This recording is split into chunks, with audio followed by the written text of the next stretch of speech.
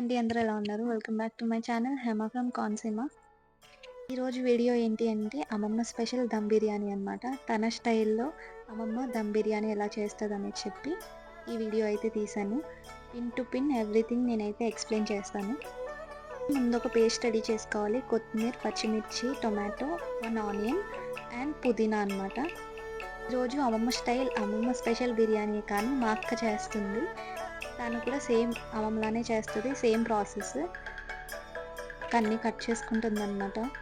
And ఇక్కడొచ్చేసి నేను మధ్యలో ఆకలేసి shoot చేస్తూ జున్నయితే తిన్నాను. అండ్ మా తమ్ముడు ఎన్ఐటీ సీట్ వచ్చింది రాయ్‌పూర్‌లో. వాడు నెక్స్ట్ డే వెళ్ళిపోతాడని చెప్పేసి బిర్యానీ అయితే చేశాను. నేనేం చేయలేదు. మా అక్క చేసింది. నేను జస్ట్ వీడియో తీసుకున్నాను. ఇక్కడైతే మనం పేస్ట్ కోసం టొమాటోస్, పచ్చిమిర్చి, కొత్తిమీర ఇంకా 1 ఆనియన్, మేమైతే 3 టమాటోస్ తీసుకున్నాము అండ్ 4 కట్టలు కొత్తిమీర తీసుకున్నాము. ఒక ఆనియన్ ఇంకా పుదీనా కూడా కావాలి దీనికి. బిర్యానీకి మెయిన్ ఇంగ్రీడియంట్ ఏంటి అంటే లెమన్స్ అనమాట. లెమన్స్ ఎక్కువ కావాలి బిర్యానీకి. అండ్ పుదీనా లేదని చెప్తే ఇంకా పైన ఉందని చెప్తే ఇంకా నేను వెళ్ళి పుదీనా అయితే తీసుకొచ్చాను. చాలా తక్కువ క్వాంటిటీ ఉంది. ఇంకా అదే కోసి తీసుకెళ్ళాను అనమాట కిందకి. కొంటే కొంచెం ఎక్కువ వేయచ్చు, మరీ ఎక్కువ కాకుండా. మా దగ్గర అయితే లేదు కాబట్టి ఎంత దొరికిందో నేనైతే అంతే తీసుకెళ్ళాను.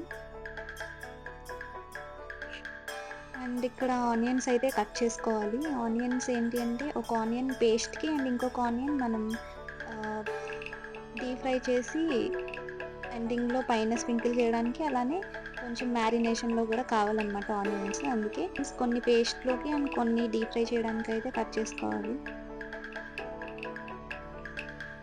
ఇక్కడైతే అన్నీ పేస్ట్ చేసిన తర్వాత మనకి ఇలా అయితే పేస్ట్ అయితే రెడీ అవుతుంది. వచ్చే వరకు ఆనియన్స్ అయితే ఫ్రై చేసుకోవాలి. గోల్డెన్ బ్రౌన్ కలర్ అయితే రావాలి. అండ్ నెక్స్ట్ వచ్చేసి చికెన్ అయితే రెగ్యులర్గా కాకుండా కొంచెం పెద్ద పెద్ద పీసెస్ అయితే కట్ చేయాలి బిర్యానీకి కదా. సో ఇక్కడ 1 బై 1 అన్నీ కూడా వేసుకొని ప్రాసెస్ అయితే స్టార్ట్ చేయాలి. ఉప్పు, కారం, పసుపు ఇవన్నీ కూడా వేసుకోవాలన్నమాట. ఫస్ట్ అయితే కొంచెం వేసుకోండి కారం. తర్వాత మళ్ళీ మ్యారినేట్ చేశాక ఒకసారి టేస్ట్ చేసి సరిపోకపోతే మళ్ళీ వేసుకోవచ్చు. ఇక్కడైతే ఏవైతే ఆనియన్స్ ఫ్రై చేసుకున్నామో అవైతే సగం వేసి సగం అయితే ఉంచుతారు. ఇక్కడ ఆనియన్స్ అయితే డైరెక్ట్ డీప్ ఫ్రై చేసిన ఆయిల్తో అయితే వేసేయాలి. ఈ బిర్యానీలో అనదర్ ఇంపార్టెంట్ ఇంగ్రీడియంట్ ఏంటి అంటే పెరుగు ఖచ్చితంగా ఉండాలి. సో అవన్నీ వేసిన తర్వాత పెరుగు కూడా మనకి కావాల్సినంత వేసుకుని బాగా కలుపుకొని ఈ స్టేజ్‌లోనే మనకి టేస్ట్ చేసుకోవాలి. ఉప్పు, కారం అవి కొంచెం ఎక్కువైందో తక్కువైందో చూసుకొని, తక్కువైతే మళ్ళీ వేసుకోవచ్చు. లెమన్స్ కూడా ఇంపార్టెంట్ అని చెప్పాను కదా. ఈ ప్రాసెస్‌లోనే కలుపుతున్నప్పుడే లెమన్స్ కూడా మనం యాడ్ చేసుకోవాలన్నమాట. అంటే మన టేస్ట్‌కి ఎంతవరకు మనం పులుపు తినగలం అనే దాన్ని బట్టి వేసుకోవచ్చు. ఇక్కడే లెమన్ కూడా వేసేసుకోండి. ఖచ్చితంగా ఈ బిర్యానీ ట్రై చేసి చూడండి. టేస్ట్ అయితే చాలా బాగుంటుంది. లెమన్ కూడా వేసేసుకొని బాగా మిక్స్ చేసిన తర్వాత ఇదైతే ఫ్రిడ్జ్‌లో పెట్టేసుకోవాలి. ఒక హాఫ్ అన్ అవర్ అలా ఫ్రిడ్జ్‌లో పెట్టుకోవాలి. సో ఇక్కడ నుంచి అయితే ఇంకా కుకింగ్ ప్రాసెస్ అనేది స్టార్ట్ అయిపోద్దన్నమాట. ప్రాసెస్‌లో స్టవ్ ఫ్లేమ్ అనేది సిమ్‌లోనే ఉండాలి. అస్సలు హై ఫ్లేమ్ పెట్టకూడదు. ఇక్కడైతే ఆయిల్ యాడ్ చేసుకోవాలి. అంటే ఇంట్రెస్ట్ ఉన్న వాళ్ళు నెయ్యి కూడా యాడ్ చేసుకోవచ్చు. ఇప్పుడు మా అక్క అయితే నెయ్యి యాడ్ చేస్తుంది కొంచెం. అది న్యాచురల్‌గా మా ఆంటీ ప్రిపేర్ చేసిన నెయ్యి అన్నమాట. తర్వాత ఇక్కడ ఆనియన్స్ యాడ్ చేసుకొని కొంచెం ఆనియన్స్ ఫ్రై చేసుకోవాలి. సో మనకు కావాల్సిన మసాలాలన్నీ కూడా రెడీగా పెట్టుకొని అవి కూడా యాడ్ చేసేసుకోవాలి ఆనియన్స్ ఫ్రై అవుతున్నప్పుడే. చికెన్ మ్యారినేషన్ అనేది స్టార్టింగ్‌లోనే చేసేసుకుంటే కొంచెం మ్యారినేషన్ టైం అనేది ఎక్కువగా తీసుకుంటుంది కదా. అది పర్ఫెక్ట్‌గా అవుతుంది. అండ్ ఇక్కడ వచ్చేసి లైట్‌గా అల్లం అయితే యాడ్ చేసుకోవాలి. యాడ్ చేసుకున్నాక ఇది కొంచెం ఆనియన్స్ అన్నీ ఫ్రై అయిన తర్వాత ఏదైతే మనం పేస్ట్ రెడీ చేసుకున్నామో ఆ పేస్ట్ అనేది ఇప్పుడు వేసేయాలన్నమాట.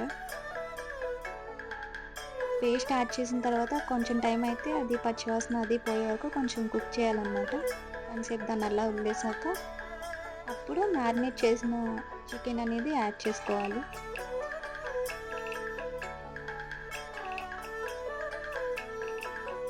ఒకసారి దాన్ని మొత్తం మిక్స్ చేసుకుని యాడ్ చేసేయాలి.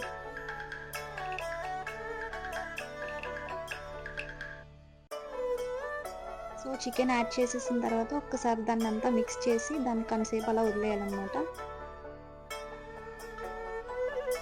కొంతసేపు వదిలేసిన తర్వాత ప్యారలల్‌గా మనం రైస్ పెట్టేసుకోవాలి పక్కన.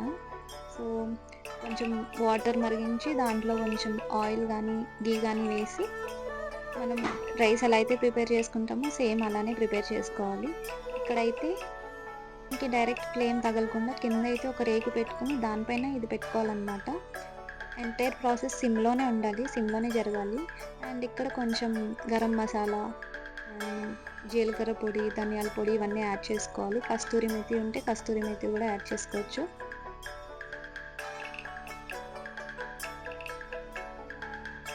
యాడ్ చేసినవన్నీ కూడా ఇప్పుడు నీట్‌గా మిక్స్ చేసేసుకొని దాన్ని ఇంకా కొంతసేపు అలా వదిలేస్తే ప్యారలల్‌గా ఒక పక్క రైస్ అనేది కుక్ అవుతూ ఉంటది. చెప్పాను కదా! అలా ఆయిల్ కొంచెం యాడ్ చేసుకొని దాంట్లోనే ఒక ఆకు, మొగ్గలు అవేసుకొని ఇంకా రైస్ అయితే పెట్టేసుకోవాలి. రైస్ అనేది 70% కుక్ అయ్యే వరకు ఉంచి 30% దీనిపైన కుక్ అవుతదనమాట చికెన్ పైన. 70% కుక్ చేసి దాన్నైతే దానిపైన చికెన్ పైన స్ప్రెడ్ చేసేయాలి. సో, ఈ విధంగా స్ప్రెడ్ చేసేసి ఇంకా దాన్ని మూత పెట్టేసి కొంతసేపయితే ఆ లో ఫ్లేమ్‌లోనే వదిలేయాలి. ఫైనల్‌గా కుక్ అయిపోయిన తర్వాత మిగిలిన ఆనియన్స్ అనేవి స్ప్రింకిల్ చేసేసుకొని నిమ్మకాయలు కూడా మళ్ళీ పిండుకోవాలనమాట. పిండుకొని ఎవరికైతే ఇంట్రెస్ట్ ఉంటదో వాళ్ళు మళ్ళీ నెయ్యి అనేది యాడ్ చేసుకోవచ్చు. మా అక్క అయితే కొంచెం నెయ్యి గట్టిగానే యాడ్ చేసింది ఆ రోజు.